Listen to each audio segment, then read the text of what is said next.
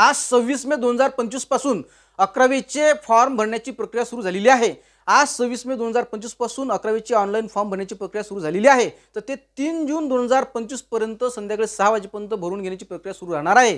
जो फार्म भरेल त्यालाच 11वीला ॲडमिशन मिळेल आणि जो फॉर्म भरणार नाही ना त्याला 11वीला ॲडमिशन मिळणार नाही। इतकी प्रक्रिया महत्त्वाची आहे। तुम्हाला आर्ट्स, कॉमर्स, सायन्स कुठल्याही फॅकल्टीचं ॲडमिशन घ्यायचं असेल ना तर या प्रक्रियेमध्ये सहभागी व्हा। तुमचा आजपासून सुरू होणाऱ्या प्रक्रियेमध्ये सहभागी होऊन 11वीचा ऑनलाईन अर्ज भरून घ्या। अर्ज भरताना तुम्हाला जे कॉलेज पाहिजे, ज्या कॉलेजला तुम्हाला ॲडमिशन घ्यायचं आहे त्या कॉलेजचं नाव पहिल्या क्रमांकाला टाका आणि इतर 910 नाव तुम्हाला टाकायचे आहेत।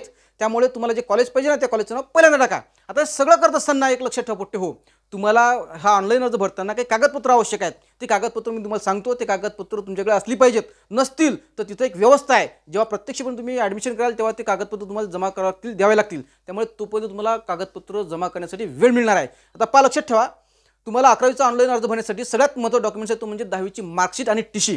ते तुमच्यापर्यंत नाही, पण आज 26 मे 2025 पासून तुमच्या शाळांमध्ये तो वाटपाचा कार्यक्रम सुरू होणार आहे। म्हणजे आज संध्याकाळपर्यंत तुमच्याकडे 10वीची मार्कशीट आणि टीसी उपलब्ध होणार आहे। त्यामुळे दोन्ही डॉक्युमेंट्स तुमच्याकडे असले पाहिजेत। तिसरा सगळ्यात महत्त्वाचा डॉक्युमेंट्स आहे, कागद आहे तो म्हणजे जातीचा दाखला आणि महाराष्ट्रभरातल्या पुरांकडे तो नाही। तो काळाला वेळ लागते पण असू द्या, तो काढून घ्या। तो अत्यंत महत्त्वाचा आहे, कारण त्या आधारावरती तुम्हाला आरक्षण मिळणार आहे, तुमचा कोटा निश्चित होणार आहे आणि तुम्हाला पाहिजे ते कॉलेज मिळणं सोपं होणार आहे। त्यामुळे जाती दाखला महत्त्वाचा आहे, तो काढून ठेवा। तसंच जर नसेल तर तुमच्या बाबांचा जाती दाखला सोबत ठेवा। त्याच्यानंतर डॉक्युमेंट्स आहे तो सगळ्यात महत्त्वाचा म्हणजे नॉन क्रिमिलियर SC ST कॅटेगरीचं वगळता या सगळ्या कॅटेगरीजसाठी नॉन क्रिमिलियर आवश्यक आहे, जमा करून ठेवा। त्याच्यानंतर अधिवास प्रमाणपत्र आवश्यक आहे, ते जमा करून ठेवा।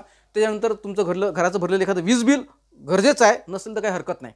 त्याच्यानंतर तुमचं राशन कार्ड, आधार कार्ड असलं पाहिजे, फोटो लावून तयार केलेलं एखादा ओळखपत्र असलं पाहिजे आणि सगळ्यात महत्त्वाचा शेवटचा कागद म्हणजे सगळ्यात महत्त्वाचा शेवटचा डॉक्युमेंट्स म्हणजे तो तुमचं 10वीचं हॉल तिकीट। ते प्रत्येकाकडे उपलब्ध आहे, ते सोबत ठेवा। हे सगळे कागदपत्र फॉर्म भरताना तुमचे उपलब्ध असले पाहिजेत। या फॉर्मच्या आधारे तुम्ही फॉर्म भरून घ्या, म्हणजे फॉर्म भरताना सगळ्या कागदपत्रांवरून तुमची माहिती एकदम बिनचूक भरणं सोपं होईल, सोयीचं होईल। तुमचा फॉर्म बिनचूक भरला जाईल आणि त्या आधारे तुमचं ॲडमिशन देखील पक्क होणार आहे।